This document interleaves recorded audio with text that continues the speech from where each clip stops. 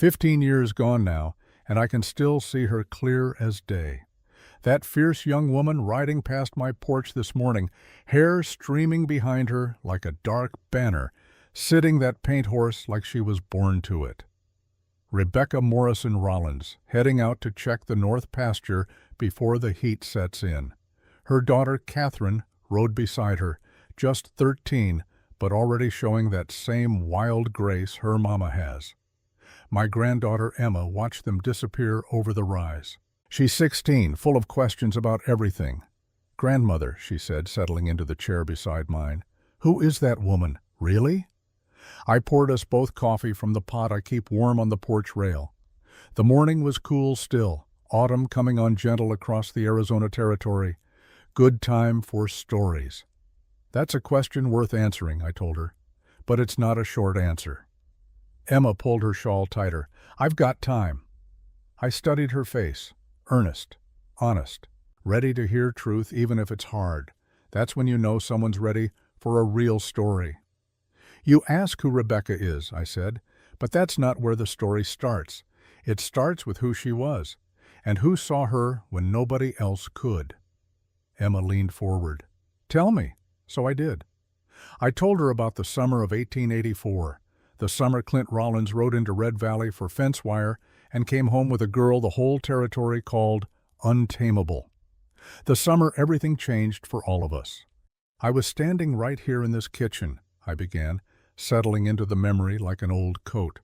"Kneading bread, same as I do most mornings, but that day, I'd been in town, and I'd seen something I never thought I'd see again." Emma's eyes widened. "What?" "The Morrison girl," I said softly. "Alive."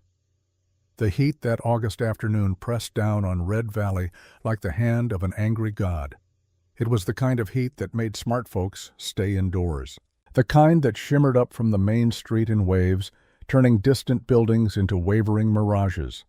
The kind that made horses hang their heads and men move slow as molasses.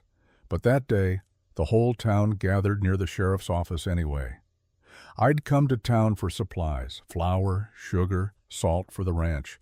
The usual run I made every 2 weeks. Ma Henley, that's what folks called me, though my given name is Martha. Been cooking for the Rollins family near 23 years by then.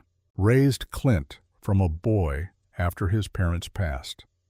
The ranch needed me home by supper, but when I heard the murmurs rippling through the crowd, I stopped. Set my basket down on the mercantile steps. Walked closer. "They finally caught her," someone whispered. "The wild girl of Devil's Canyon." "Mean as a rattlesnake and twice as dangerous," another voice added. I pushed through the crowd, not polite-like, just pushed. Something in my chest had gone tight. Red Valley wasn't much to look at in those days. A main street of packed dirt, maybe 20 buildings, counting generous. Sheriff's office, courthouse, saloon, mercantile, a few others. Most built from whatever lumber folks could haul in, weathered gray by sun and wind. The people, though, they came from everywhere when there was a spectacle. I recognized most of the faces.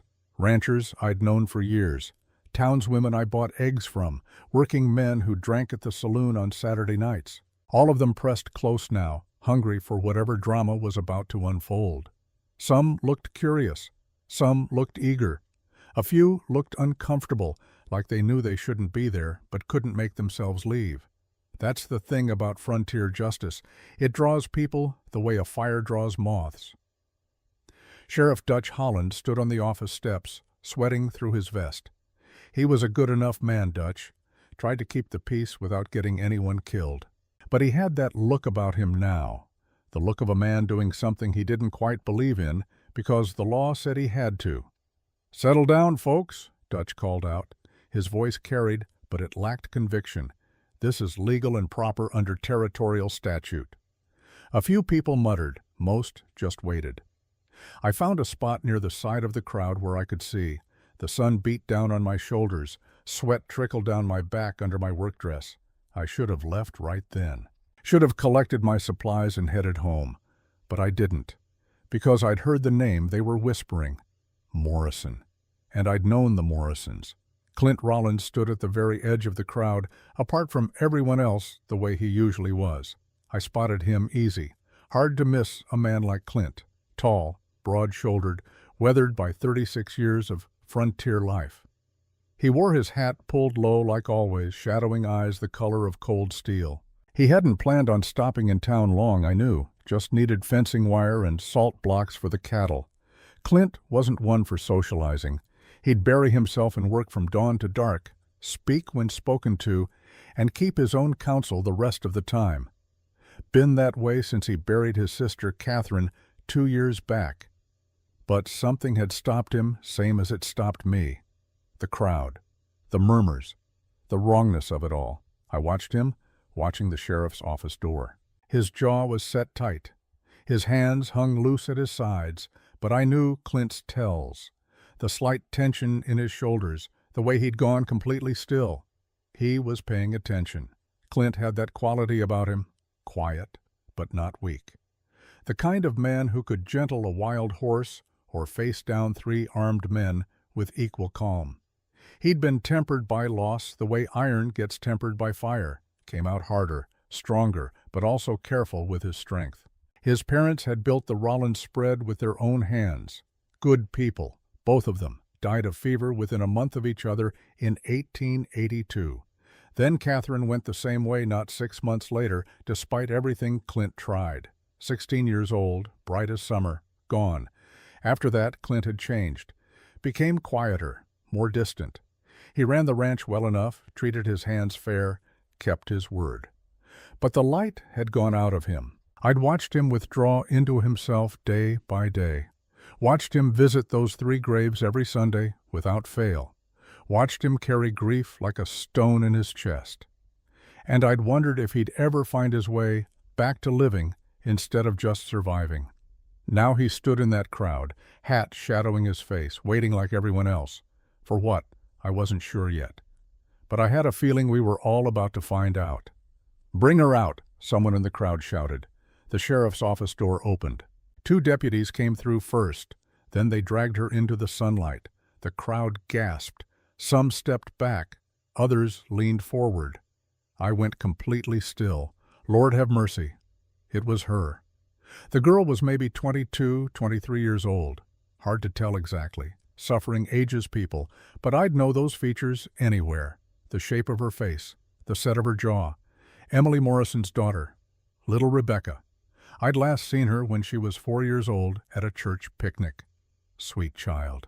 Used to follow her mama everywhere. Emily taught Sunday school, made the best apple pie in 3 counties, had a laugh like bells ringing. And now, here was her daughter, shackled at the wrists, bruised, half-starved, wild-eyed. They said the whole Morrison family had been killed 3 years back. Massacre up in the hill country, bodies burned, no survivors. But here she stood, alive.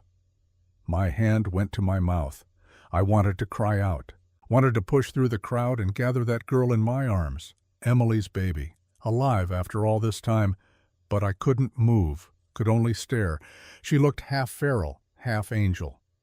Her dark hair hung in tangles around her face, matted with dust and bits of grass. Dirt streaked her arms and face. A bruise bloomed purple along her left cheekbone. Her dress, what was left of it, hung in tatters around her knees. The shackles had worn her wrists raw. I could see dried blood on the metal. But it was her eyes that stopped me cold. Amber, bright, burning with defiance. She wasn't scared. She wasn't broken. She looked at that crowd like she expected them to come at her teeth first, and she was ready to fight every single one. "This here's the wild girl of Devil's Canyon," Deputy Collins announced, puffing up important-like. "Caught her stealing from the Hargrove camp 2 days ago, resisted arrest, bit 3 men who tried to restrain her." Someone in the crowd laughed nervously. Someone else spat. "She ain't right in the head," a woman near me muttered. "She's an animal," another voice agreed. "No," I thought, "she's a survivor." I looked at Clint. He was staring at the girl with an expression I couldn't quite read. His face had gone very still, very focused. Something was happening behind those gray eyes of his, some decision forming. The girl jerked against the deputy's grip. Her voice came out raw and fierce. "I ain't property," she shouted.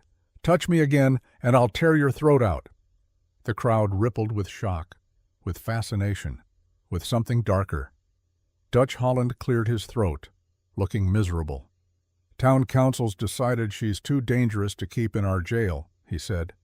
"Territorial law allows us to auction her off to someone willing to take responsibility for her behavior." The words hit me like a fist. Auction. They were going to auction Emily Morrison's daughter like she was livestock. I wanted to scream, wanted to tell them all who she really was, that she had a name, a family, a history. But would it matter? Out here, might made right more often than law made justice. And this girl, whoever she'd become in the years since her family died, she had no might, no protection, only that fierce, burning defiance. "Bidding starts at $20, Dutch announced. He couldn't even look at the girl when he said it. A rancher near the front lifted his hat. 20. 25, another man called out. I scanned the crowd, sick to my stomach. These were men I knew, men who came to church on Sundays, men with wives and children at home, and they were bidding on a human being like she was a horse. 30, someone shouted from the back. The girl, Rebecca, though they didn't know that's who she was, she fought against the deputies again. Her voice cracked with rage. "I ain't crazy, I just ain't about to bow." Something in those words cut through the crowd noise, cut through my own shock. She wasn't going to bow, not to them, not to anyone. I glanced at Clint again. He'd moved slightly closer, just a few steps. But his whole attention was fixed on that girl now. His hand had curled into a fist at his side. I knew that sign. Clint was angry.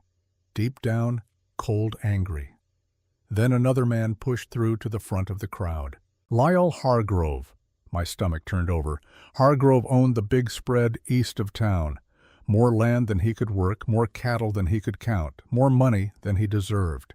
He was the kind of man who smiled when he cheated you and threatened when you called him on it. I'd never liked him, but more than that, I'd never trusted him, and I knew Clint had cause to hate him. Hargrove grinned at the girl on the platform, the kind of grin a wolf gives before it strikes. "Hell," he said loud enough for everyone to hear, "I'll take her. She'll break easy enough." The girl spat at him, hit his boot square. "Try it and see, coward," she snarled. The crowd roared with laughter, some of it genuine amusement, some of it ugly. Hargrove's smile didn't waver, but his eyes went cold. 35, he called out. 40, another rancher bid. 45, Hargrove countered. Each number made my chest tighter. Each bid was another link in a chain this girl would never break. I looked at her face, saw the exact moment something shifted behind those amber eyes. The defiance was still there, but under it, something else now. Exhaustion, resignation, the look of someone who'd fought so long and so hard and knew they were about to lose anyway. I'd seen that look before, in Clint's eyes, the day we buried Catherine. The look of someone giving up because there was nothing left to give. 50, Hargrove barked, and I'll pay cash today. The auctioneer, some clerk Dutch had dragged out to make this official, lifted his hand. $50. Do I hear any more? Silence fell over the crowd. The girl's breathing had gone fast and shallow. Her gaze darted from face to face, looking for something. Help, maybe. Mercy, she didn't find it. Her shoulders sagged just slightly, just enough that I saw it. She'd fought. Lord knows she'd fought. But there are some fights you can't win alone. 50 going once, the auctioneer called. Hargrove stepped closer to the platform, already claiming his property. The girl's eyes dimmed, just for a second, just long enough. And that's when Clint moved. He stepped forward before I even saw him decide to do it. One moment he was at the edge of the crowd, the next he was pushing through, moving with that quiet certainty he had. 100, he said, just that one word. But it landed like a thunderclap. The entire crowd went silent. Every head turned. Hargrove spun around, his face flushing red. "What in hell, Rollins? You losing your mind?" Clint met his stare without blinking, without any expression at all. "You heard me," he said. Flat. Final. The auctioneer's eyes had gone wide. He looked like a man who'd just seen the devil himself bless a church service. $100, he said, voice almost gleeful. "Going once." "You can't just," Hargrove sputtered. His hand twitched toward his gun. A murmur went through the crowd. Tense. Expectant. Everyone in Red Valley knew you didn't cross Clint Rollins lightly. He wasn't a gunfighter, wasn't looking for trouble, but he also wasn't a man who backed down once he'd made a stand. And he'd just made one. "100 going twice," the auctioneer called. Clint rested one hand on his belt buckle, not on his gun, just near it, a quiet warning. "Unless you'd like to go higher," he said to Hargrove, voice still flat, still calm. But there was something underneath it now, something that made Hargrove's eyes narrow. I held my breath. Half the crowd held theirs too. Hargrove's hand hovered near his holster. For a long moment, I thought he might actually draw, thought this might end in blood right there in the street. Then he seemed to remember where he was, how many witnesses were watching. His face twisted with rage, with something darker. "Hell with this," he snarled. "Take the savage. She'll slit your throat before sunup." He turned and shoved his way through the crowd. People scattered to let him pass. The auctioneer slammed his gavel against a wooden crate. "Sold to Mr. Clint Rollins for $100. The deputies started dragging the girl toward Clint. She fought them, kicked one hard in the shin, nearly broke free. "Let go of me," she roared. "I ain't going with nobody." Clint held up a hand. "Release her." Deputy Collins hesitated. "You sure, Rollins? She's liable to bolt. If she does, I'll deal with it." The deputies exchanged glances. Then one of them shrugged and pulled out his keys.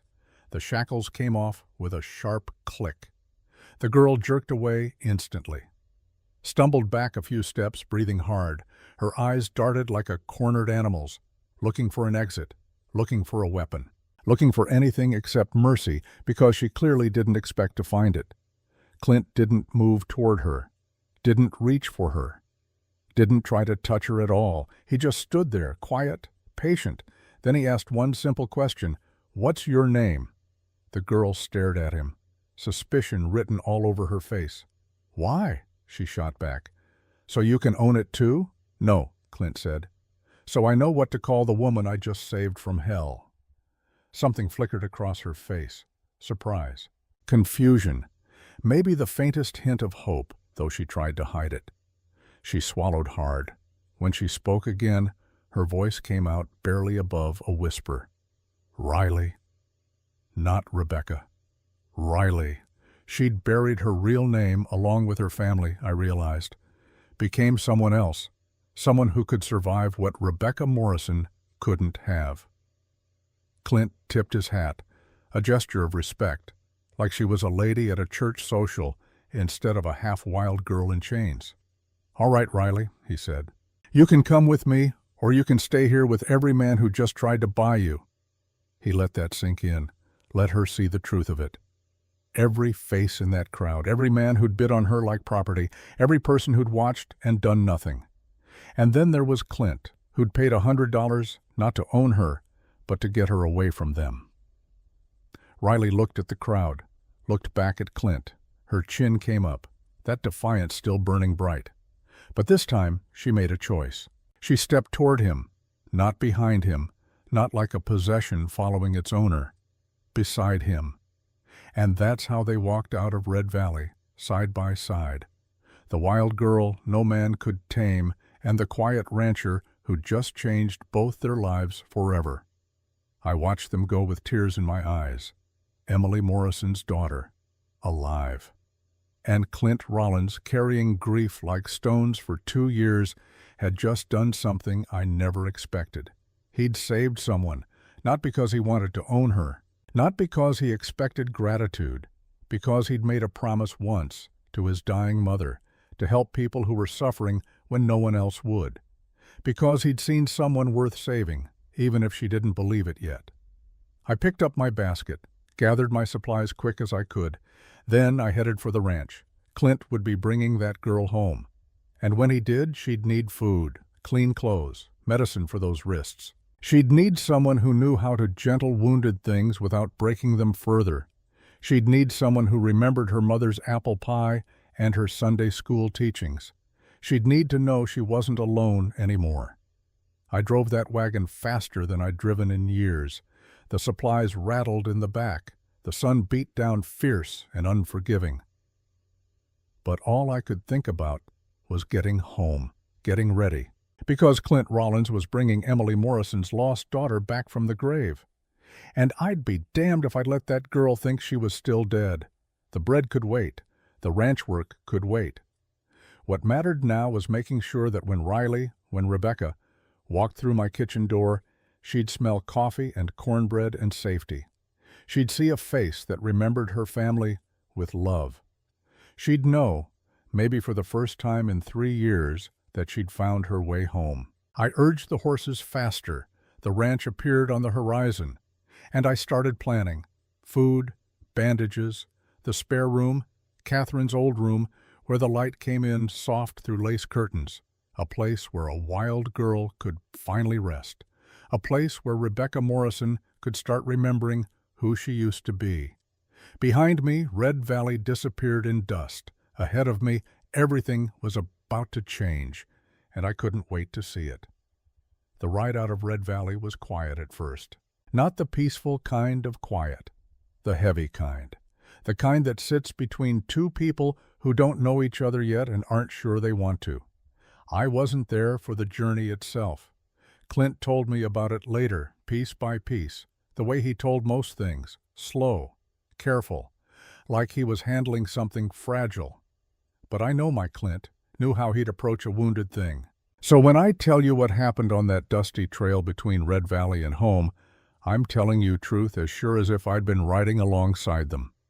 The sun had started its descent toward the horizon, throwing long shadows across the desert floor. The heat still pressed down, but not quite as fierce as midday. Small mercy. Clint kept his gelding at an easy walk. He'd given Riley the spare bay mare. The gentle one he always kept tied behind his wagon for emergencies.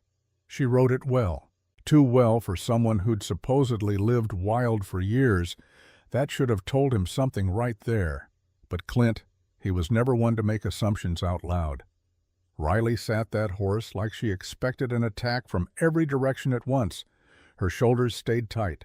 Her eyes never stopped moving, scanning the horizon, the rocks, the scrub brush, looking for threats, looking for escape routes. Clint watched her from the corner of his eye. Not staring, just aware. She was bone-tired, half-starved. Those wrists had to be hurting something fierce, but she sat tall anyway, refused to show weakness. He respected that. They'd ridden maybe 20 minutes when Riley finally spoke. "You going to stare at me all the way to wherever we're going?" Her voice came out sharp, defensive. Clint lifted one eyebrow, though she wasn't looking at him to see it. "Ain't staring," he said. "Just making sure you don't fall off that horse." "I won't.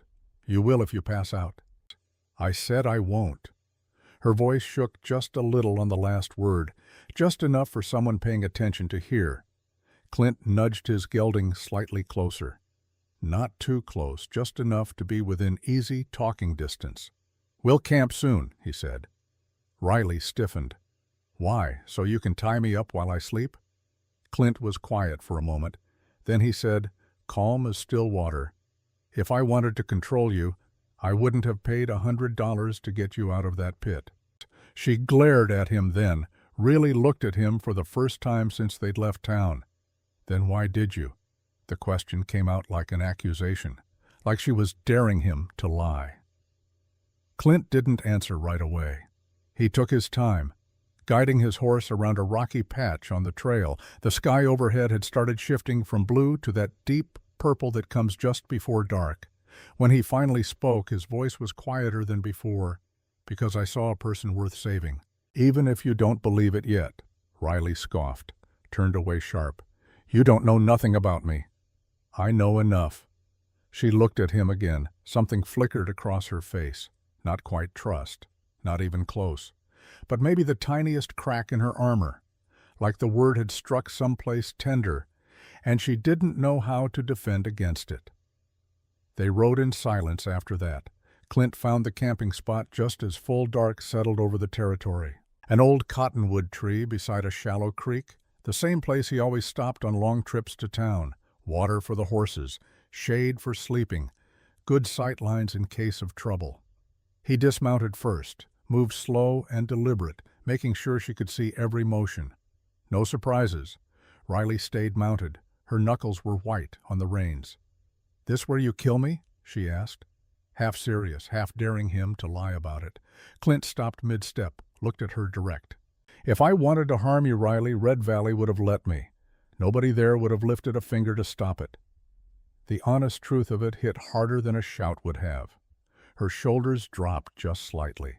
Then she slid out of the saddle, landing light despite her exhaustion. She kept distance between them, paced near the creek like a caged animal, testing the bars. Clint let her. No sudden moves, no commands. She was wild, and wild things needed space. He set up camp the way he'd done 1,000 times before. Started a fire, got the coffee pot on, pulled out jerky and hard biscuits from his saddlebag. Not much, but it would do. He tossed her a tin cup. "Water's clean. Drink." Riley caught it reflexively, stared at it like it might be poisoned. "I don't want anything from you," she muttered. "You want water." It wasn't a question. She did. Badly. Her lips were cracked from heat and fear. After a long hesitation, she crouched by the creek and dipped the cup. Drank deep. Then again. And again. While she drank, Clint caught sight of her wrists in the firelight. His hands stopped moving. Just for a second. Just long enough that if someone was watching close, they'd see it. The shackles had cut deep. Raw flesh. Old scars beneath fresh wounds. These weren't new injuries. She'd been restrained before, multiple times, for weeks or months. Something hot and angry coiled in Clint's chest. He'd seen men treat animals better than this. His hands shook slightly as he went back to arranging the camp. Just a tremor. But it was there. Riley noticed. Her eyes narrowed. "What's wrong with you?" she asked, suspicious. Clint looked down at his own hands, saw the shake, forced them still. "Nothing," he said. "Liar." He met her eyes across the fire. Decided right then that if she was going to trust him at all, it couldn't be built on lies. "Your wrists," he said quietly. "They made me angry." Riley blinked, like she hadn't expected honesty. "Why?" She sounded genuinely confused. "You don't even know me." Clint poured coffee, offered her a cup. She took it this time without argument. "I had a sister once," he said. The words came slow, careful, like he was handling broken glass. "Catherine. She was 16 when she died. Fever took her 2 years back." Riley watched him over the rim of her cup, waiting. "Before she died," Clint continued, "she made me promise something. Made me swear I'd help people who were suffering, people who had no one else to help them." He stared into the fire, seeing Catherine's face in the flames, hearing her voice weak with sickness. She said, "That's what being a good person means, not just taking care of your own, taking care of anyone who needs it, even when it costs you." The fire crackled. Somewhere in the distance, a coyote howled. Riley's voice came out softer than before. "That why you bid on me? To keep a promise to a dead girl?" Clint looked up, met her amber eyes direct. "I bid on you because when I saw you on that platform, I saw my sister. Not her face, but her eyes. That same look she had the day before she died." "What look?" "Like you'd fought as hard as you could, and you knew you were about to lose anyway." Riley's breath caught. She looked away fast. Clint gave her a moment, then continued, voice still quiet. "Catherine died because nobody helped when they could have. A man rode past our ranch, saw we were sick. She begged him to fetch the doctor from the next town. He said no, said it wasn't his concern." His jaw tightened. "She died that night. And I've wondered ever since what kind of man sees someone dying and just rides on by." Riley was very still now, listening in a way that was different from before. "So when I saw you today," Clint finished, "I couldn't ride on by. Couldn't let another person suffer when I had the means to help. That's all it was. A promise kept, nothing you owe me for." Silence stretched between them, just the fire and the creak and the night sounds. Finally, Riley spoke. Her voice was rough, unsteady. "Men don't do nothing for free. Some men don't. You will, eventually. You'll want something." Clint shook his head. "What I want is for you to eat something. Get some sleep, heal up enough that you can decide what you want to do next. And if what I want is to leave, then you leave." She stared at him like he was speaking a foreign language. "Just like that? Just like that." Riley stood abruptly, paced to the edge of the firelight and back. Her hands were shaking now, too, but not from weakness. From something else. Confusion, maybe. Or the beginning of something she didn't want to name. "I don't understand you," she said finally. Clint offered her a biscuit and jerky. "Don't have to understand me, just have to decide if you're willing to trust me long enough to eat and rest." She took the food, sank onto the ground across from him, ate like she was starving, which she probably was. When she finished, Clint showed her the 2 bedrolls he'd laid out. One near the fire, one farther away. "You take whichever one you want," he said. "Why give me the choice?" "Because it's yours to make." She studied both bedrolls, studied him. "You ain't going to come near me?" Her voice held equal parts hope and suspicion. "No." "Swear it?" Clint met her eyes. "I don't make promises I won't keep." She searched his face in the firelight, looking for lies, for hidden intentions, for any sign this was a trap. She didn't find any. Finally, she took the bedroll farthest from the fire, wrapped herself in the blanket like armor, lay down with her back to him, but he could tell she wasn't sleeping. Too tense, too aware. Clint settled by the fire, fed it slowly, kept watch. Hours passed. The fire burned low. Stars wheeled overhead. Just when he thought she'd finally fallen asleep, her voice came out of the darkness. "Clint?" "Yeah?" Long pause, then so quiet he almost missed it. "If I run tomorrow, will you be mad?" Clint poked the fire, let sparks drift up into the night sky. "No," he said. "Just disappointed." Her breath hitched, like that answer had hit someplace she didn't expect. When she spoke again, her voice was smaller, younger. "Nobody's ever been disappointed about losing me before." Clint didn't answer that. What could he say? That she deserved people who cared? She wouldn't believe it yet. So he just said, "Get some sleep, Riley. Long ride tomorrow." She didn't respond. But slowly, gradually, he heard her breathing even out. Felt the tension in the camp ease just slightly. She was testing him. He knew that.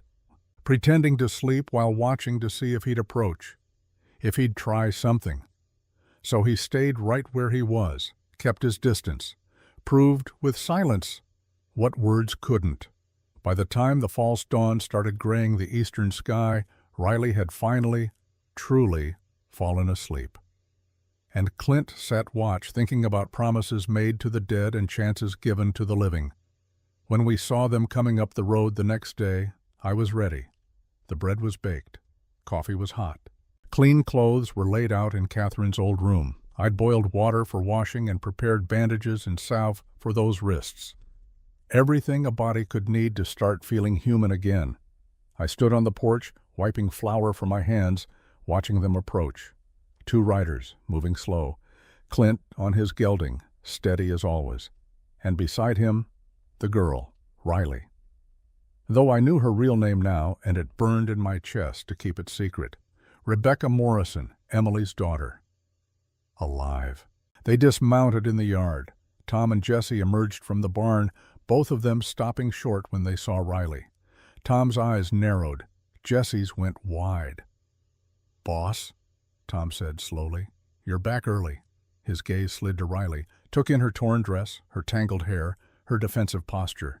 "And you brought company." Clint helped Riley down from the mare. She flinched at the touch, but didn't pull away. Progress, I thought. "This is Riley," Clint said, voice level, calm. but with an edge that said he wasn't opening this up for discussion. "She'll be staying here." Tom's thick eyebrows shot up. "You sure about that, boss?" Riley stiffened instantly. Her hand twitched toward a weapon she didn't have anymore. She expected the insult, expected the threat, expected to be shoved away, her whole body prepared for a fight. Clint stepped between them, not aggressive, just present. "I'm sure," he said. Tom opened his mouth, looked at Clint's face, closed his mouth again. He'd worked for the Rollins family 20 years. He knew when an argument was already lost. "Yes, sir," he muttered. But his eyes stayed on Riley, suspicious, wary. I came down the porch steps then, drawing attention. "Well, don't just stand there like fence posts," I said, brisk-like. "Girl needs food and rest. Jesse, see to those horses. Tom, back to work. Clint, bring her inside." Command in my voice, the kind that came from 23 years of running this household. Riley looked at me then, really looked. Her amber eyes were sharp, searching. I met her gaze steady. Let her see I meant no harm. "Come on, child," I said gentler. "Let's get you cleaned up." Inside, the big kitchen smelled like coffee and cornbread and everything safe I could make it smell like. Riley stood just inside the door, looking around like a trapped animal, eyes cataloging exits, hands loose at her sides. I pushed a plate toward her, cornbread, beans, bacon. More food than I'd usually serve for a simple meal, but she needed it. "Eat," I said. She stared at the plate like it was a trap. "It ain't poisoned," I told her. "And even if it was, you're so hungry, it probably wouldn't matter. Sit, eat." She sat, but on the very edge of the chair, ready to bolt. Then hunger won out over caution, and she ate. Fast. Fierce, like someone might take it away. I poured coffee, set it by her elbow. Didn't hover. When she finished, I spoke quiet. "Riley, I need to dress those wrists. They're infected. You'll lose your hands if we don't treat them proper." "I'm fine." "You're not, and we both know it." She glared at me, testing. I didn't back down, just waited. Finally, she extended her arms, grudging, like she was doing me a favor instead of the other way around. I unwrapped the dirty rags someone had tied around the wounds, tried not to let my face show what I felt when I saw the damage underneath. Deep cuts, infection starting in the worst spots, scars on top of scars. This girl had been chained for a long time, longer than just the last few days. I cleaned the wounds gentle as I could. She hissed through her teeth but didn't pull away. "Who did this to you?" I asked soft. "Don't matter now." "It matters." "Why? You gonna go get revenge for me?" I met her eyes. "No, but I want to know who I should spit on if I see them in town." A sound escaped her, almost a laugh, almost. I wrapped her wrists in clean bandages, tied them secure, but not tight. "There," I said, "that'll do until Doc can look at them proper." "I don't need a doctor. Everyone needs a doctor sometimes." I stood, gathering the soiled bandages.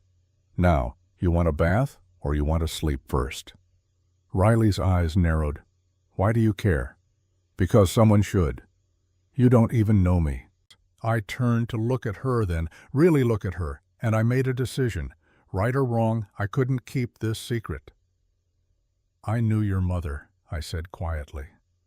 Riley went completely still, like she'd stopped breathing. "What?" "Emily Morrison. She was my friend, taught Sunday school, made the best apple pie I ever tasted, and she had a daughter named Rebecca who had eyes just like yours." The color drained from Riley's face. "Don't," she whispered. "Don't say that name." "Why not? It's who you are." "No." Her voice went hard, sharp. "That girl died with her family. I'm Riley now." "Rebecca." "I said don't." She stood so fast the chair scraped. "You don't know nothing. You didn't see them die. You didn't watch them burn. You don't get to say that name like it still means something." Her hands were shaking. Her whole body was shaking. I stepped closer, slow. "You're right," I said. "I didn't see. I didn't know you survived. But I knew your mama, and she would want someone to remember, someone to care." Riley's eyes were bright with something between rage and tears. Well, she's dead, so what she wants don't matter anymore. It matters to me, and it should matter to you. Why? The word came out broken.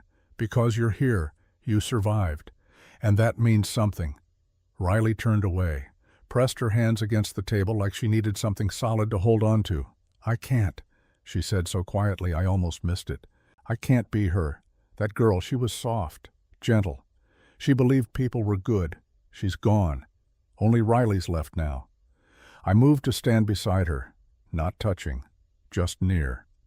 Maybe, I said, or maybe Rebecca's just been hiding, waiting somewhere safe to come back out. She looked at me then, and for just a second, I saw past the wild defiance, saw the frightened girl underneath, the one who'd lost everything and built armor to survive. This place, I continued, it's safe. You don't have to be Riley every second of every day. You can rest. I don't know how. Then we'll teach you. She searched my face, looking for lies, for traps. Why? She asked again. But this time, it wasn't defensive. It was genuine confusion. Why do you care? Because your mama was kind to me when I needed it. And because that boy out there, Clint, he needs to learn how to live again same as you do. Maybe you can help each other figure it out. Riley swallowed hard, looked away. I'm tired, she said finally. I know, child. Come on, I'll show you your room. I led her upstairs, to Catherine's room. The door stuck a little when I opened it. No one had been inside since she died. Sunlight filtered through lace curtains. The bed was made with a clean quilt. A small desk sat by the window. And on the nightstand, I'd placed something earlier. Catherine's diary. Riley stepped inside cautious, like she was entering a church. Whose room is this? She asked. It was Clint's sister's, Catherine. Riley turned to me quick. The one who died? Yes. And you're giving me her room? Disbelief in her voice. She'd want someone to use it, someone who needed a safe place. Riley walked to the window, looked out at the ranch land stretching toward the horizon. I might not stay, she said. I know. I might leave tomorrow. That's your choice. She touched the diary on the nightstand. Careful, like it might burn her. What if I steal something? I almost smiled. Then I'll know you needed it more than we did. She looked at me over her shoulder. You're strange. I'm practical. Now there's water in the basin, clean clothes in the dresser. You rest. When you wake up, there'll be food. I moved toward the door. Ma, Riley said, using the name she'd heard the others use. I paused. Thank you. The words came out rough, unused to being said. You're welcome, child. I closed the door, gentle, left her to her ghosts and her thoughts. Downstairs, I found Clint in the kitchen, drinking coffee, staring at nothing. That girl, I said, pouring my own cup. She's Rebecca Morrison. Clint looked up sharp. You sure? Certain as sunrise. I knew Emily. I remember little Rebecca. That's her. Does she know you know? I told her. She denies it. Says that girl's dead. Clint was quiet for a long moment. Maybe she is. Maybe Riley's who survived. Maybe, I agreed. But Rebecca's still in there somewhere, scared, hurt, but alive. What do we do? I sat across from him. We let her choose who she wants to be. We don't force it. We just make sure she knows she's safe either way. Clint nodded slow. Tom thinks I've lost my mind. Tom thinks anything he didn't think of himself is crazy. He'll come around. And if he doesn't? Then he can find work elsewhere. This is your ranch, Clint. Your decision. We sat in comfortable silence for a while. The kind that comes from knowing someone long enough that words aren't always necessary. Finally, Clint spoke. I told her about Catherine, about the promise. Good. She didn't believe me. Didn't believe I wasn't expecting something in return. She will. Give her time. Clint's hands wrapped around his coffee cup. What if I fail her, like I failed Catherine? I reached across the table, put my old hand over his scarred one. You didn't fail Catherine. Fever took her. You did everything you could. Hargrove could have helped. He rode right past. She begged him. My blood went cold. Lyle Hargrove? Yes, why? I sat back slow, pieces clicking together in my mind. Clint, I said carefully, Do you know who tried to buy Riley at that auction? His jaw went tight. Hargrove.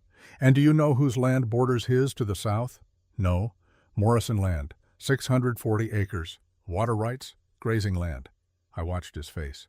If Rebecca Morrison is dead or declared incompetent, that land goes to territorial trust, and Hargrove's been trying to claim it for 3 years. Clint stood up so fast his chair scraped. She's not just a wild girl to him. No, she's an obstacle, the only Morrison heir left alive.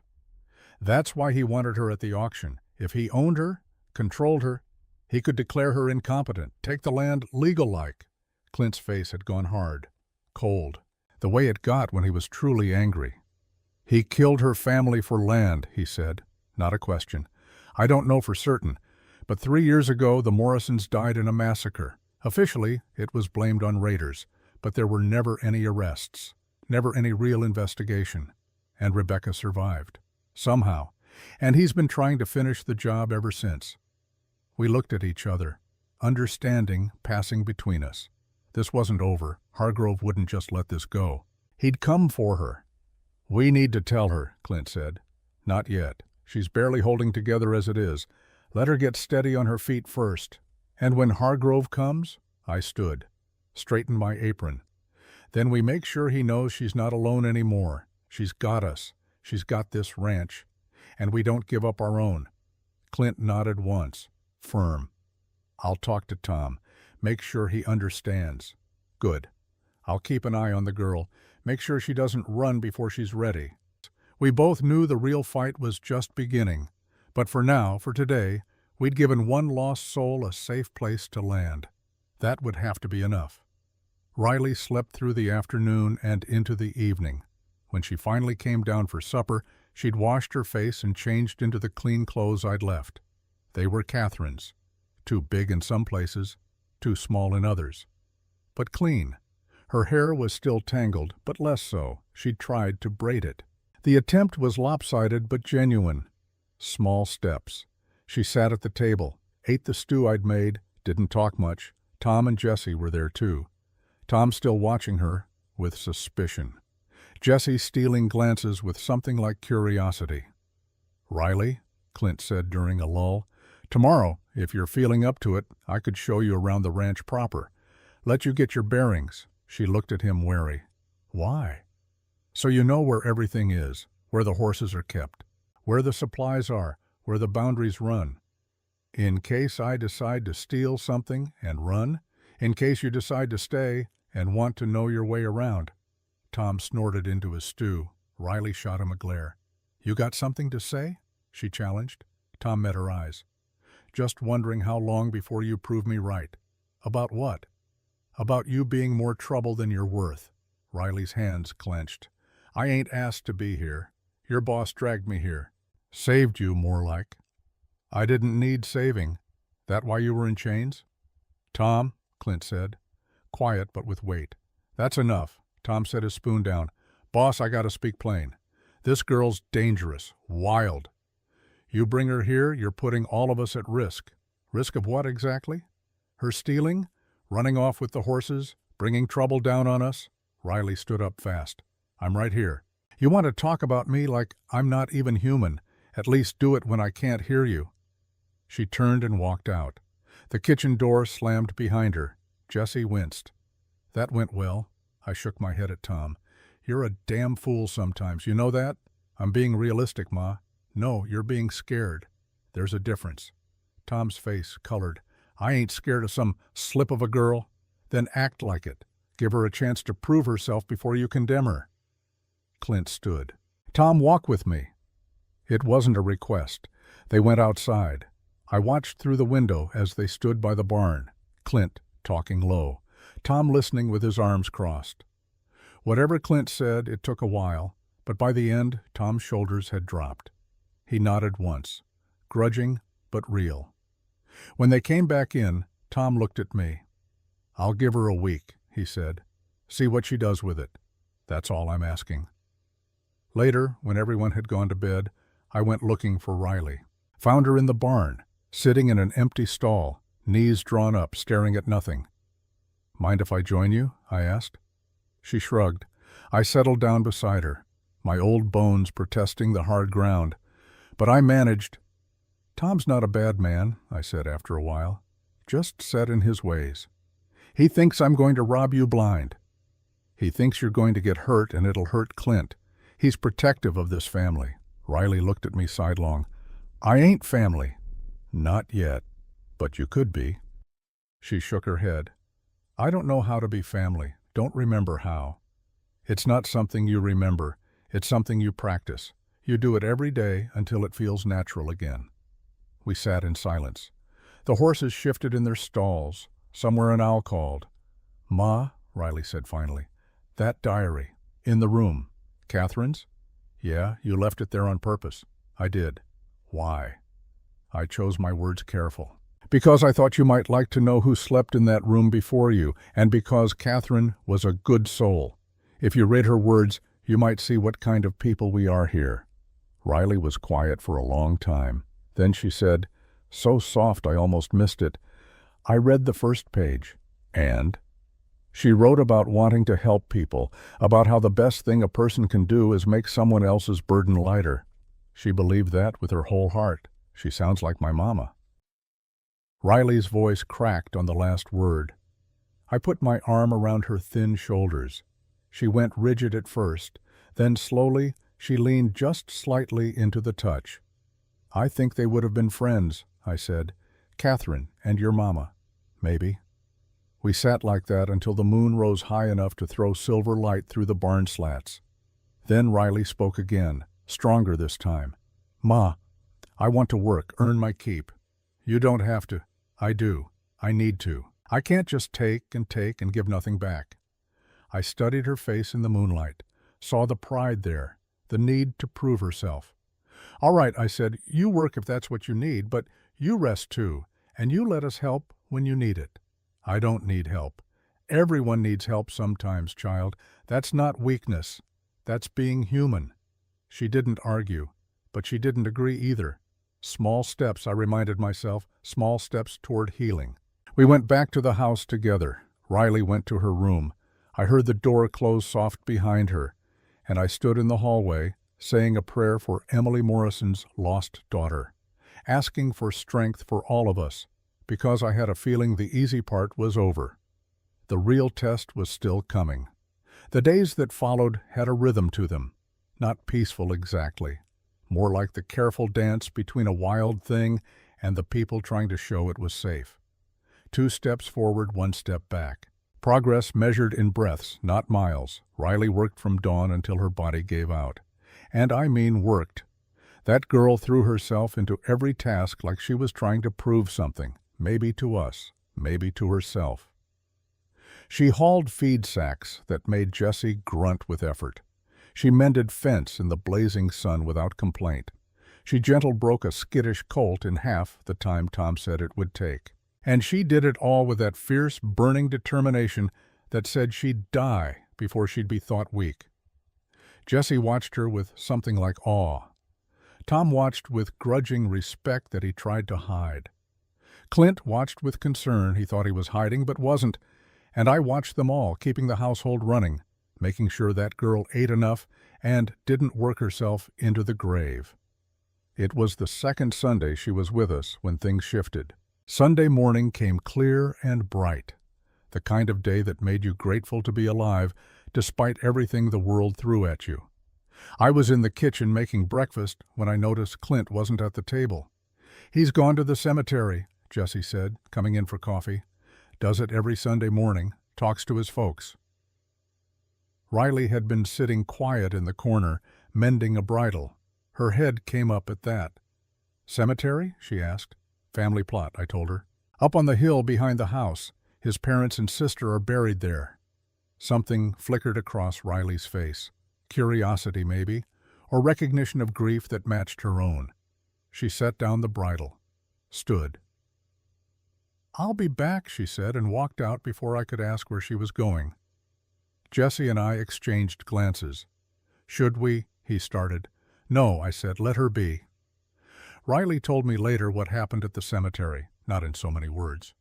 Riley wasn't much for talking about feelings, But I pieced it together from what she did say and what I knew of both of them. She followed Clint at a distance, careful to stay quiet. Not spying exactly, just drawn there, like grief calling to grief.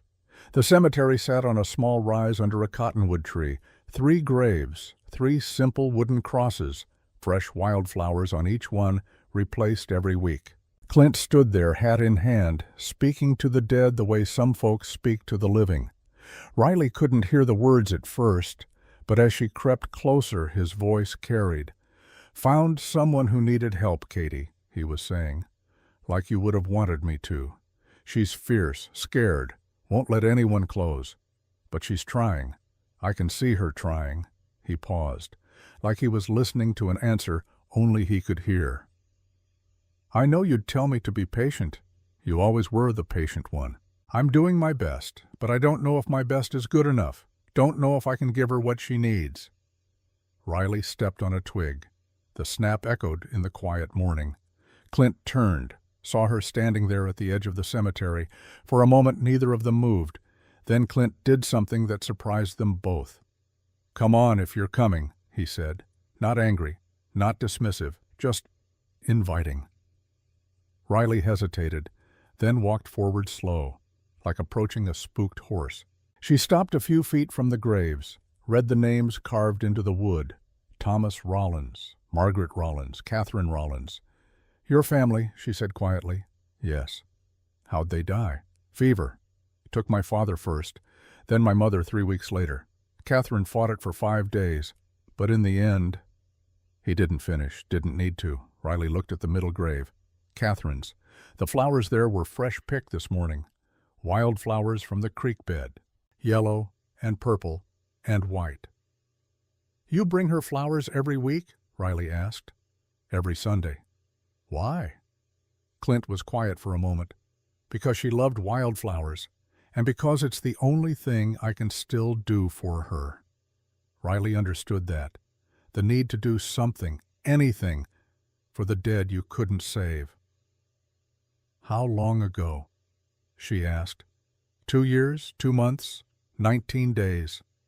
The precision of it hit her. He counted every day, carried the exact measure of his loss. She knew that feeling too. "I lost my family," she said suddenly. Not planned. The words just came out. 3 years ago, Mama, Papa, my little brother Daniel, and me, I guess, the girl I was, died with them." Clint turned to look at her. Really look at her. "What happened?" he asked gently. Riley's hands clenched. Her jaw worked. For a moment, I don't think she was going to answer. Then she did. "Men came at night. We heard the horses. Papa told us to run. Mama grabbed Daniel and me. We ran for the canyon. Then the shooting started." Her voice had gone flat, empty, like she'd told the story so many times in her head that it had lost all emotion. "Papa fell first, then Mama. She was holding Daniel. They both. The bullet went through her and into him." Clint's face showed nothing, but his hands had tightened on his hat. "I kept running," Riley continued. "Made it to the rocks, hid, watched them burn our house, burn the bodies, heard them laughing." "Riley, I was 19, thought I was grown, thought I was strong, but I just hid in those rocks and cried like a baby while my family burned." She looked at Catherine's grave, then at him. "So when you talk about failing people, I understand. I failed the people who mattered most, and I got to live with that." Clint shook his head. "You survived. That's not failure." "Feels like it sometimes." They stood in silence. 2 people bound by loss, by guilt, by the weight of being the ones left behind. Then Riley did something that surprised even her. She knelt by Catherine's grave, touched the wildflowers gently. "She sounds like she was good," Riley said. "Your sister." "She was. Best person I ever knew. My mama was like that, always helping people, always seeing the best in everyone." Her voice caught. "Even when it got her killed." Riley stood, brushed dirt from her knees. Then she walked to the edge of the clearing where wildflowers grew in a patch of sun, picked a handful, brought them back and laid them on Catherine's grave beside Clint's offering. She didn't explain, Didn't say why, just did it. Clint looked at the flowers, then at her. "Thank you," he said quietly. Riley nodded once, started to walk away. "Riley?" Clint called. She stopped, looked back. "Do you think—" he hesitated. "Do you think they know? The dead. Do you think they know we're trying?" Riley was quiet for a long moment. "I hope so," she said finally, "because that's all we got left. Trying, and hoping it matters." She walked back toward the house. Clint stayed at the graves a while longer, but something had shifted between them, some understanding that went deeper than words. They were both trying to honor the dead by helping the living. Maybe that was enough. It was the third week when Dr. Samuel Warren came to the ranch. I'd sent word through Jesse that we needed him to look at Riley's wrists. The infection had gotten better with my treatments, but I wanted proper medical attention to make sure. Riley didn't want a doctor, made that clear as glass. "I'm fine," she insisted when Clint mentioned it at breakfast. "Your wrists aren't healing right," Clint said. "They need proper care." I said I'm fine. "Riley." "No doctors." Her voice went hard, final. Clint should have left it there. Should have asked permission first. But he was worried. And worry made him do something he'd promised himself he wouldn't do. He brought the doctor anyway. When Doc Warren's wagon rolled up that afternoon, Riley was in the barn brushing down the horses. I saw her freeze when she heard the wagon, saw her eyes go to the exits, calculating. She came out to the yard, face tight, with barely controlled anger. "What's this?" she demanded. Clint climbed down from where he'd been working on the barn roof. "Doctor's here to check your wrists." "I didn't say he could come." "I know, but they need proper attention." Riley's hands clenched into fists. "You don't get to make decisions for me. I'm not trying to—" "Yes, you are." Her voice rose, sharp, hurt. "You brought him here without asking, without my permission. That's making decisions for me." Clint's face showed he realized his mistake. "Riley, I'm sorry. I was just worried." "I don't care if you're worried. I ain't yours to worry about." She turned to leave. Doc Warren stepped down from his wagon. He was a slight man, late 50s, with gentle hands and tired eyes. He'd seen a lot in his years as frontier doctor, understood wounded things.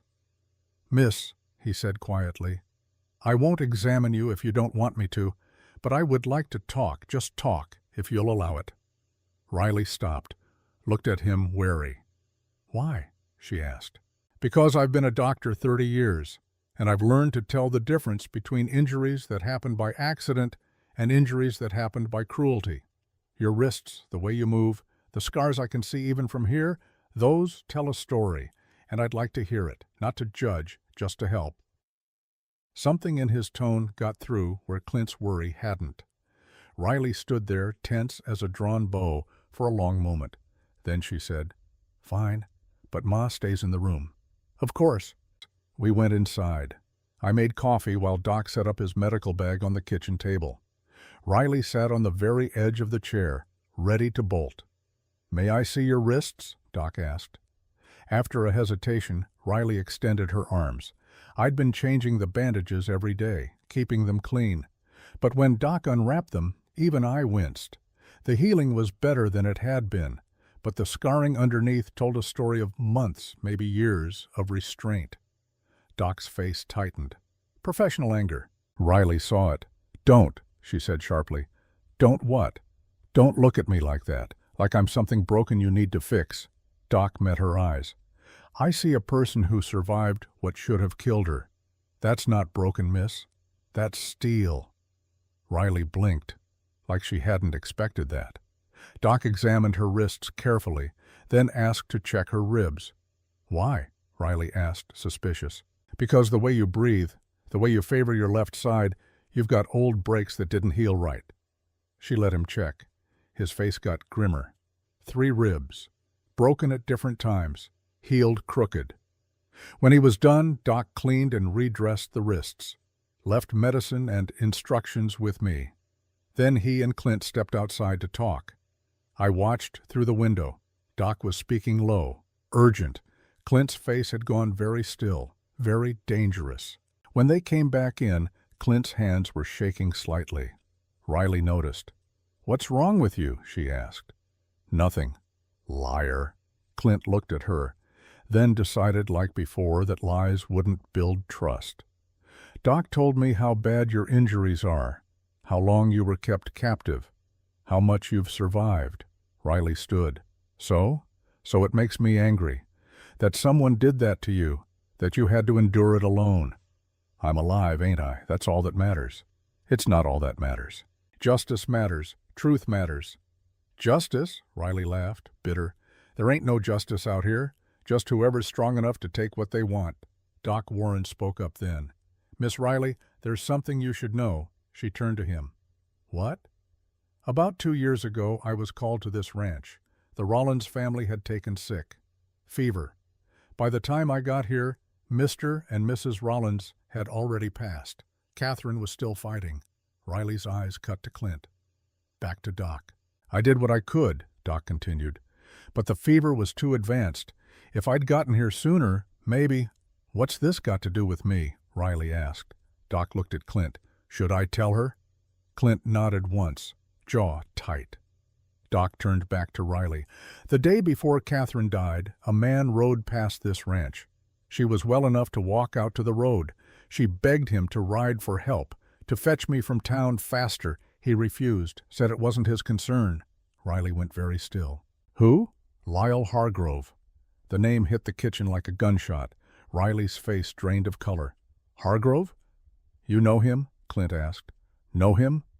Riley's voice shook. "He's the one who killed my family." The silence that followed was absolute. Doc Warren stood. Clint gripped the edge of the table. I felt my blood go cold. "What?" Clint's voice came out barely above a whisper. Riley was shaking now, but not with fear, with rage. "Lyle Hargrove. I saw his face that night. Him and 5 of his men. They rode up to our house. Papa went out to talk to them. They shot him. Mama screamed. They shot her too. Burned everything." "You're sure it was Hargrove?" Doc asked. "I'm sure. I hid in the rocks and watched. Watched him walk through the ashes. Watched him laugh. Heard him say, 'One less squatter family claiming land that ain't theirs.'" Clint's hands had curled into fists, his knuckles white. "Your family's ranch," he said. "Morrison Ranch. It borders Hargrove's land." "Yeah. He wanted our water rights, our grazing land. Papa wouldn't sell. So he killed them," I said quietly. "And took it." Riley nodded. "He tried to kill me too. His men caught me 2 weeks later, kept me in a root cellar on his property for months. When they got tired of that, they were going to sell me across the border. I escaped during transport. Lived in the canyon ever since. Pieces fell into place in my mind. Horrible, terrible pieces." "That's why he wanted you at the auction," I said. "If he owned you legally, he could declare you incompetent. Say you were insane from living wild. Then the land would revert to territorial trust. And he could buy it legal," Doc finished. "Cover his original crime with paperwork." Clint stood so fast his chair fell over. "Where are you going?" I asked. "To kill him." "Clint?" "No, he killed her family." Clint's voice was ice. "He let Catherine die. He's a murderer, and he's walking free." Riley stepped in front of him. "You can't. Watch me." "I said you can't." She pushed against his chest. "You go after him now, you'll hang. And then where does that leave me? Alone again. That what you want?" Clint looked down at her, the rage in his eyes meeting the fear in hers. Slowly, slowly, the fury banked down to something colder, more controlled. "What do you want me to do?" he asked. "I want you to help me take back what's mine. Legal. So he can't touch it ever again." Doc Warren nodded. "The girl's right. We need evidence. Testimony. A legal case." "He's too powerful," Riley said. "Too rich. No one will believe me." "I will," Doc said. "I'll testify about your injuries, about what I know." "And I'll tell what Hargrove did to Catherine," Clint added. "Let people know what kind of man he is." I stood. "And I'll tell them who you really are, child. Rebecca Morrison, last heir to the Morrison Ranch, rightful owner of that land." Riley looked at all of us. "You'd do that? Risk going against Hargrove for me?" "You're not alone anymore," Clint said. "We're with you, whatever comes." For the first time since I'd met her, Riley's eyes filled with tears that weren't from rage or pain. "I don't know how to do this," she whispered. "Don't know how to fight him legal." "Then we'll figure it out together," I said. That evening, after Doc had left with promises to gather evidence, Riley disappeared. I found her in the barn later, sitting in the same stall where we'd talked before. But this time, she wasn't staring at nothing. She was holding Catherine's diary. "Been reading it," she said when I sat down beside her. "And?" "She writes about wanting to help people, about how the best thing you can do is make someone else's burden lighter." Riley's voice was thick. "That's what my mama used to say. Word for word, good people think alike." Riley turned a page. "Catherine wrote about Hargrove too, about a month before she died. She wrote, 'That Hargrove man rode past again today. Papa says to stay away from him. Says there's something cruel in his eyes.' She saw it too. She was perceptive. She also wrote—" Riley stopped, swallowed hard. "She wrote about hoping to meet someone someday who understood what it meant to care. Someone who'd choose kindness when the world chose cruelty." She looked at me. "That's what Clint did when he bought me. He chose kindness." "Yes. And now Hargrove's going to come for him, for all of you, because of me." I put my arm around her. This time she didn't resist, just leaned into it. "Child, Hargrove was always going to be trouble. Better to face him with you beside us than to let him keep winning." "I'm scared," Riley admitted. So quiet I almost missed it. "I know." "What if we lose? What if he takes everything again? Then we lose together, and we pick ourselves up and try again. That's what family does." Riley looked at me. "I ain't family." "You are if you choose to be." She was quiet for a long time. Then she said, "Ma, I need to tell you something." "All right." "My name, my real name, it's Rebecca Morrison." Even though I knew, hearing her say it brought tears to my eyes. "I know, child. I've known since I saw you in Red Valley." "You did?" "Your mama was my friend. I knew you when you were small. Those eyes, that face. You're Emily's daughter through and through." Rebecca, not Riley now, started crying, really crying, the kind of tears that have been held back too long. "I miss her," she sobbed. "I miss her so much. And Papa, and Daniel. I miss who I was before. I miss feeling safe." I held her while she cried. Let her finally grieve properly. Let her be the girl she'd had to stop being to survive. "I know," I murmured. "I know, sweetheart. But you're safe now. You're home." "This ain't my home." "It can be, if you let it." She cried herself out eventually. Sat there in my arms like the child she'd been forced to stop being. Then she pulled back, wiped her eyes. "Ma, I want to fight. Want to take back my family's land, but I don't know how. We start by claiming your identity, legally. Then we file for your inheritance. Hargrove will fight it. Let him. We'll fight back." Rebecca looked at the diary in her hands, then at me. "If I do this, if I become Rebecca Morrison again, I can't go back to being Riley." "Why would you want to?" "Because Riley's strong. Riley survived. Rebecca was soft, weak. Rebecca got her family killed." I took her face in my hands, made her look at me. Rebecca Morrison was a child who survived a massacre. She lived in a canyon alone for 3 years. She fought off men twice her size. She never gave up. She's standing here right now, ready to fight for justice. I held her gaze. "That's not weak, child. That's the strongest thing I've ever seen." Rebecca's breath hitched. "You want to honor your family?" I continued. "Honor them by being who you are. Rebecca and Riley. The girl who was loved and the woman who survived. Both of them matter. Both of them are strong." She nodded slowly. "Okay. Okay. I'll do it. I'll claim my name, my land, my family's legacy." I smiled. "That's my girl." We sat there a while longer. Then Rebecca stood. "I should tell Clint. Tell him I'm ready. He'll be glad to hear it." She started to leave, then turned back. "Ma, thank you for remembering my mama, for not letting me forget." Sweetheart, I could never forget Emily Morrison, and I'll never let anyone forget her daughter either. The next morning, we rode to Red Valley. All of us. Clint, me, Rebecca, even Tom and Jesse. Safety in numbers. Rebecca wore one of Catherine's better dresses. Still didn't fit quite right, but it was clean and whole. Her hair was properly braided. She looked like what she was, a young woman of property, not a wild thing. The change in her posture was remarkable. She held her head high, shoulders back. She was Rebecca Morrison now, and she was done hiding.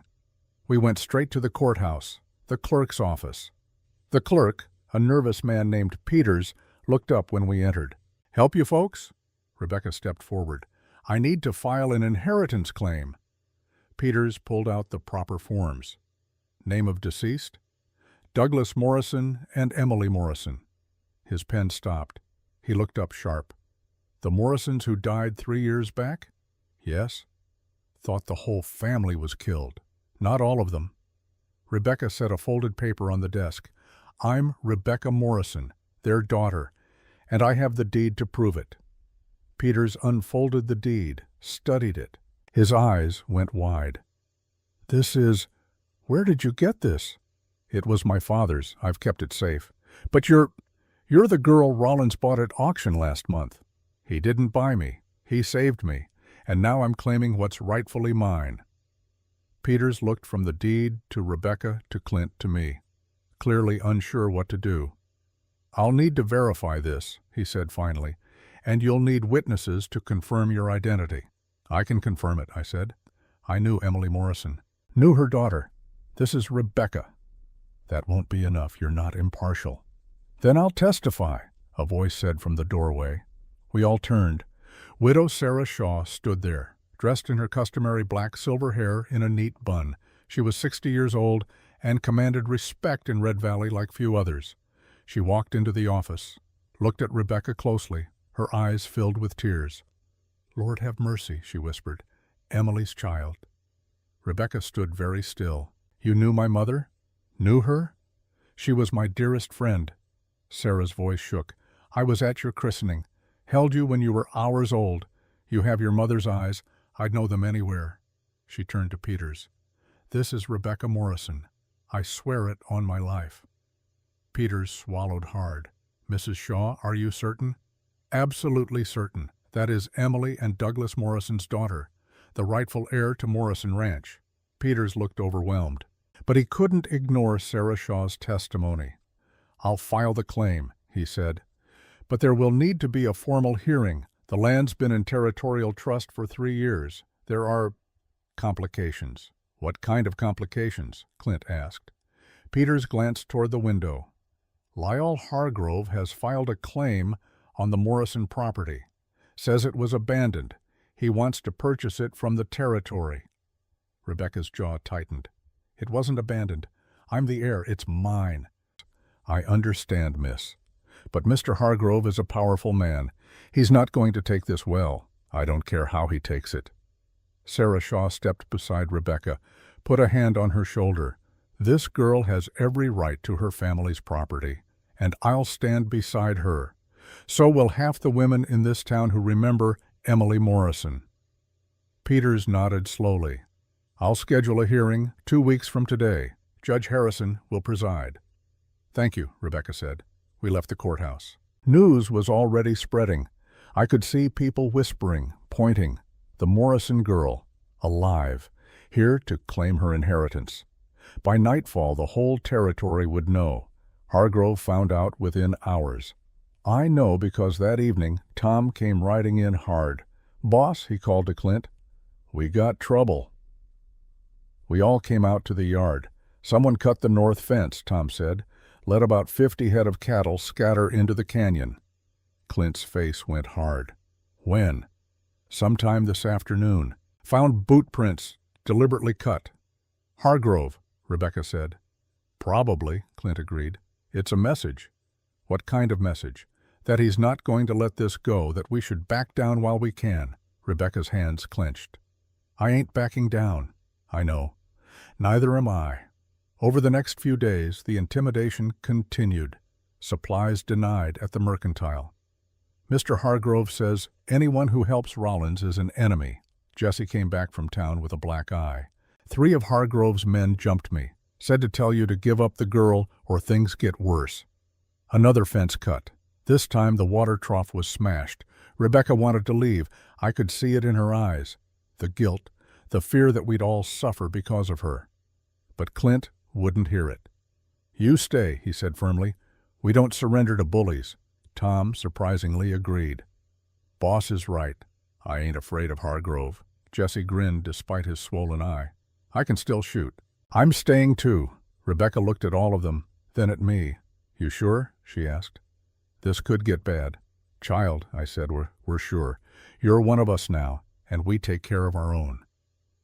It was the night before the scheduled hearing when Riley and I had our final conversation as Riley. She found me on the porch. I was shelling peas, enjoying the cool evening air. "Ma," she said, "can I ask you something?" "Of course." She sat beside me, took a handful of peas to shell. We worked in comfortable silence for a moment. Then she said, "Tomorrow, when I go to that courthouse, I'm going as Rebecca Morrison." "I know. But I need you to know, Riley's not gone. She's still part of me, the part that survived, the part that fought." "I know that too. I just don't want to lose her, don't want to forget what she taught me." I set down my bowl, turned to face her. "Rebecca, listen to me. You're not choosing between 2 different people. You're becoming whole. Riley kept you alive when Rebecca couldn't. But now Rebecca needs to step forward to get justice. They're both you, both strong, both necessary." She nodded slowly. "What if I fail tomorrow? What if Hargrove wins? Then we try again, and again until we get it right." "You really believe that?"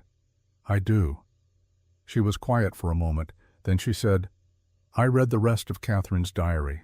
"And?" "She wrote about Clint, about how much she worried for him. Said he carried too much weight alone. Said he needed someone who understood loss like he did, someone who could share the burden." She was wise. "Ma, do you think—" Rebecca stopped, started again. "Do you think Clint sees me as more than just someone he saved?" I smiled. "Why don't you ask him?" "I can't do that." "Why not?" "Because I don't know how. Don't know how to be that with someone." "Then learn. Same as everything else, one step at a time." She looked out at the darkening sky. "I'm scared, Ma, not just of tomorrow, of everything, of hoping for things I might not get to keep." "That's life, child. We hope anyway, we love anyway, we fight anyway." "How do you know when it's worth it?" I put my hand over hers. "When the thought of losing it hurts more than the fear of trying." She looked at me, understanding passing between us. "I should talk to him," she said. "I think you should." She stood, started toward the barn where Clint was checking the horses. Halfway there, she turned back. "Ma, thank you for everything." "You're welcome, Rebecca Morrison. Now go talk to that boy before he bursts from not saying what's on his mind." She laughed, a real laugh, then went to find Clint. I watched her go, saying a prayer for Emily's daughter. Tomorrow would be hard. The fight was just beginning, but tonight, for just this moment, she was safe, she was home, and she was finally allowing herself to hope. The night grew darker. Stars came out bright and clear. From the barn I heard voices, Clint's low rumble, Rebecca's softer tones. They were talking, really talking. And I knew, the way you know some things in your bones, that everything was about to change. Tomorrow, Rebecca Morrison would walk into that courthouse and claim her birthright. Tomorrow, Hargrove would show his true colors. Tomorrow, the real battle would begin. But tonight, 2 wounded souls were finding each other in the darkness. And that, I thought, was worth every risk we were about to take. I gathered up my peas, went inside to prepare. There was work to do, a fight to plan for, and a family to protect. The courthouse was packed on hearing day. Seemed like half of Red Valley had turned out to watch, some curious, some hoping for justice, some just wanting to see if Lyle Hargrove would finally get what he deserved. I sat in the front row beside Sarah Shaw. Rebecca sat at the plaintiff's table with the lawyer Clint had hired from Tucson, a good man named Webster who specialized in land claims. Clint sat right behind Rebecca, close enough that she could feel him there without turning around, his presence steady as a rock wall. Judge Harrison came in promptly at 9. He was a stern man, gray-haired and fair-minded, not easily swayed by money or influence. That was something, at least. Hargrove sat on the other side with his lawyer, a slick-talking man from Phoenix who probably cost more than most ranches made in a year. When Hargrove saw Rebecca sitting there cleaned up and presentable in Catherine's blue dress, his face went dark, calculating. He hadn't expected her to fight back. He'd thought she'd run, or hide, or break.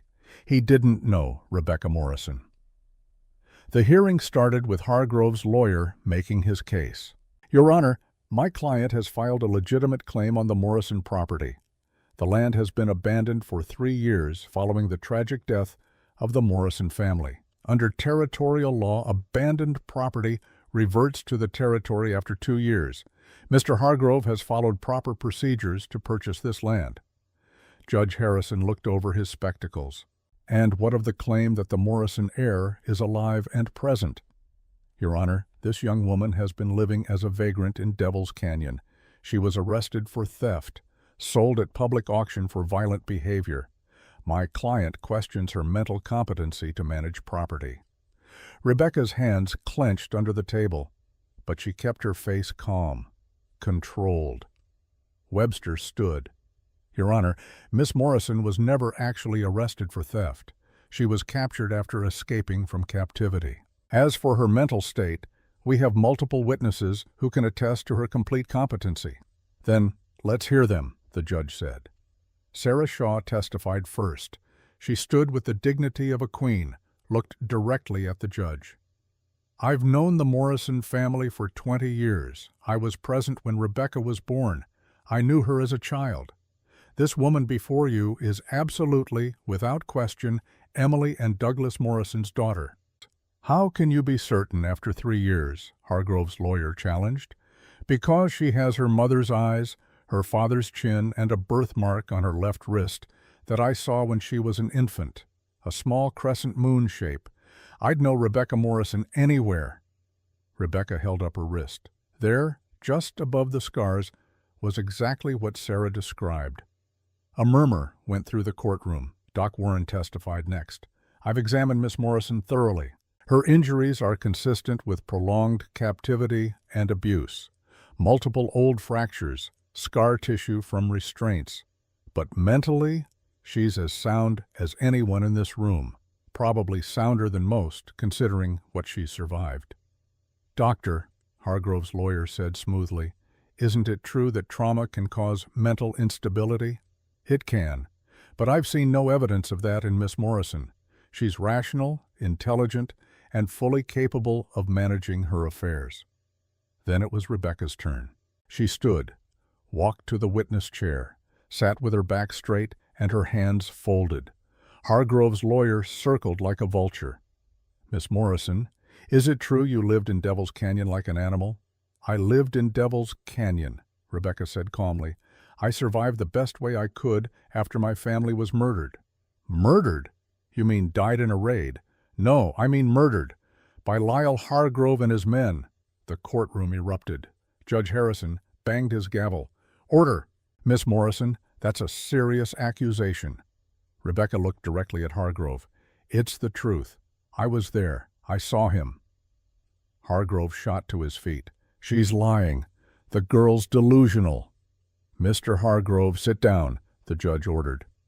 Rebecca continued, voice steady.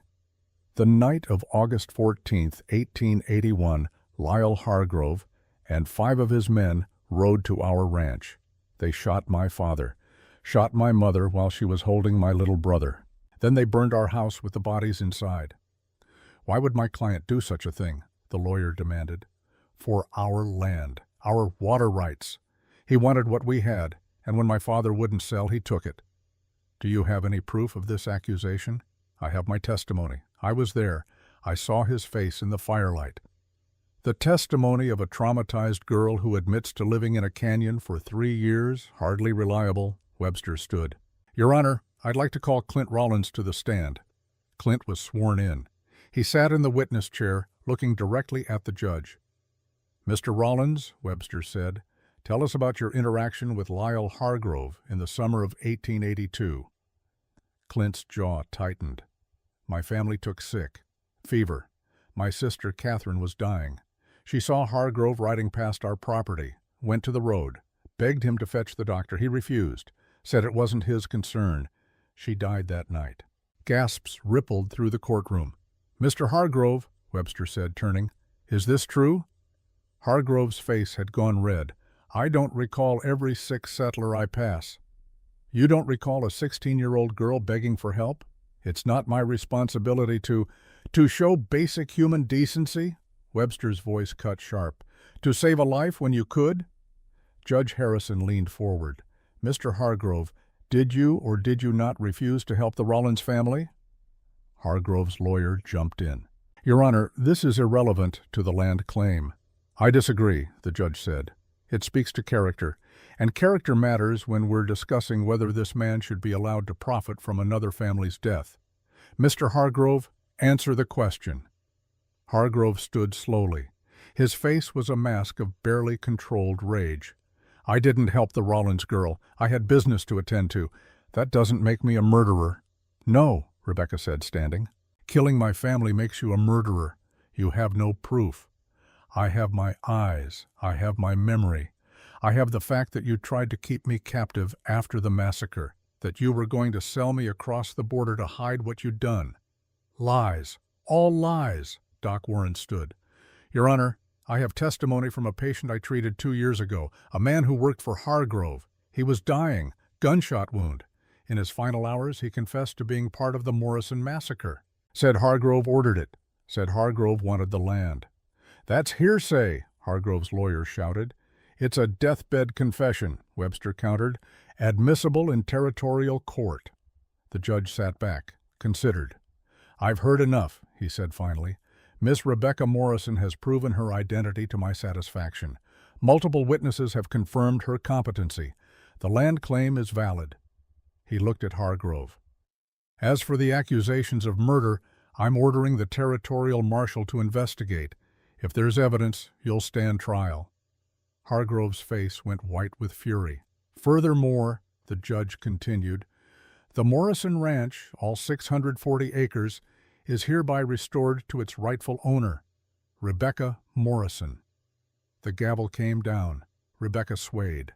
Clint was there in an instant, steadying her. You did it, he said quietly. You won. She looked up at him, tears streaming down her face. I got it back. My family's land. They didn't die for nothing. Sarah Shaw embraced her. I embraced her. Even Tom, gruff Tom, nodded with respect. We'd won. But Hargrove's eyes, as he left that courthouse, promised this wasn't over.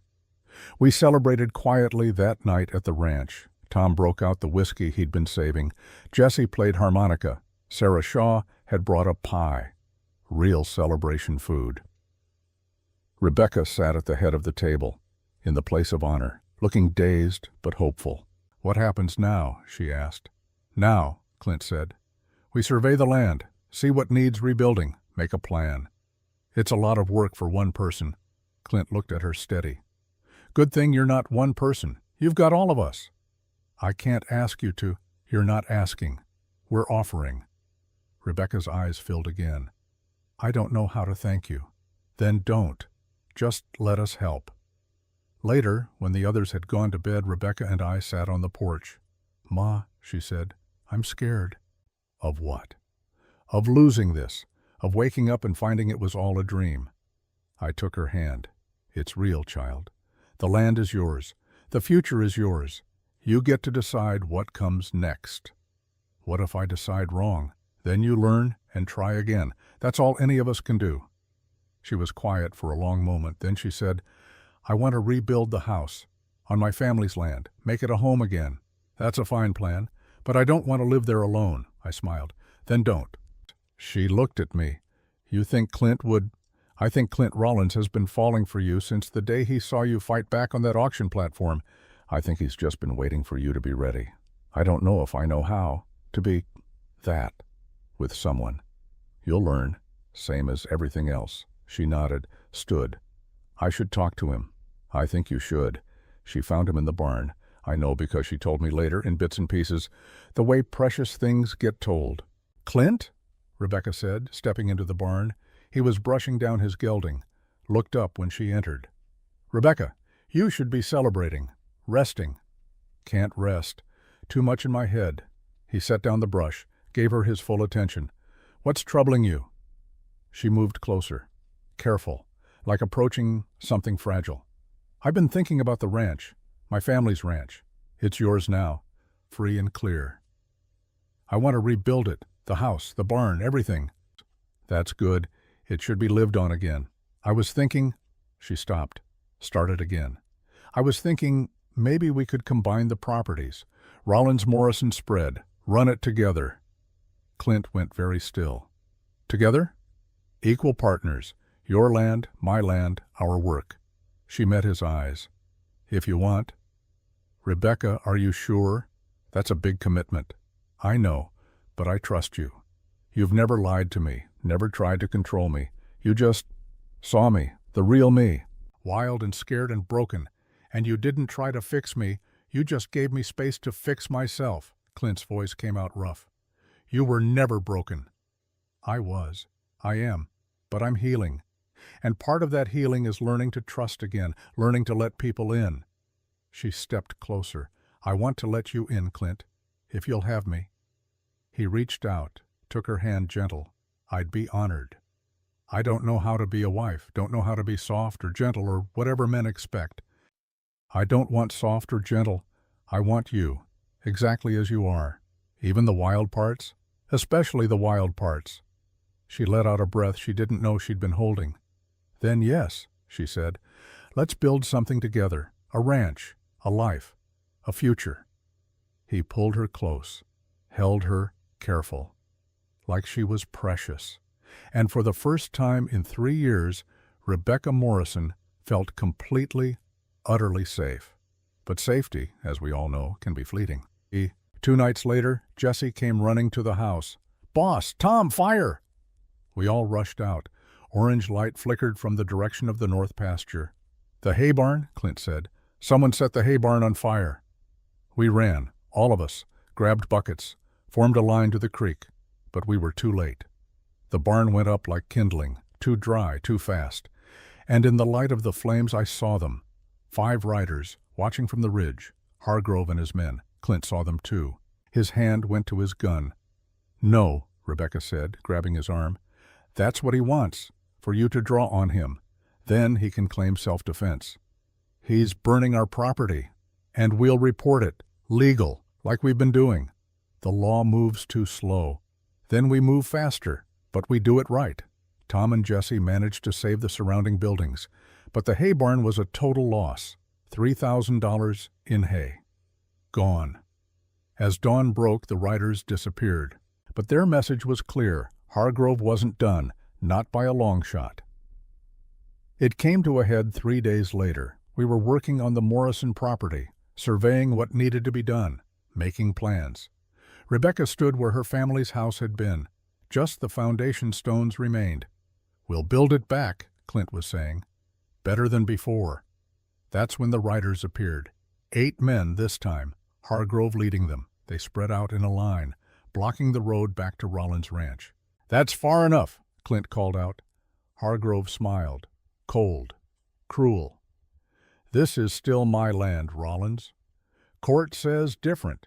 Court can say whatever it wants. I've held this land 3 years. I'm not giving it up to some wild girl who should have died with her family. Rebecca stepped forward. But I didn't die, and this is my land now. You need to leave. Or what? You'll shoot me? In front of witnesses? No, Rebecca said calmly. I'll have you arrested for trespassing, for arson, for murder, and I'll watch you hang. Hargrove's smile vanished. You think you've won, but you haven't. I'll burn you out, drive you out, whatever it takes. Then you'll hang for it, Clint said. Hargrove's hand moved toward his gun. Time seemed to slow. Rebecca's hand was faster. She drew the pistol Clint had given her, aimed it steady at Hargrove's chest. "Don't," she said, voice like iron. "Don't give me a reason." Hargrove froze. "You wouldn't dare." "I watched you kill my family. I spent months in your root cellar. I survived 3 years in a canyon eating whatever I could catch. You think I wouldn't dare?" For the first time, Hargrove looked uncertain. Rebecca's gun never wavered. "You have a choice.